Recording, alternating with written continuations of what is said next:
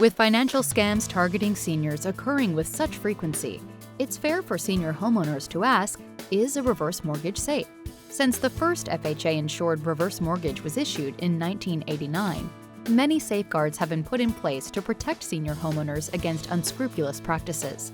It begins with a requirement that seniors be counseled by an independent third party, usually by phone, to make sure they fully understand the terms of the loan. There is a senior-friendly financial assessment that is also required to determine whether the borrower can meet all the qualifying criteria. They must live in the home as a primary residence, keep up with the loan obligations of keeping the home well-maintained, and stay current on their property taxes and homeowners insurance. There are also safeguards for eligible spouses of senior borrowers who are either not 62 at the time of the signing or not named on the title. Once a borrower passes or is moved to a care facility, the non-signatory spouse can remain in the home without any principal and interest payment obligation until they pass away or move out.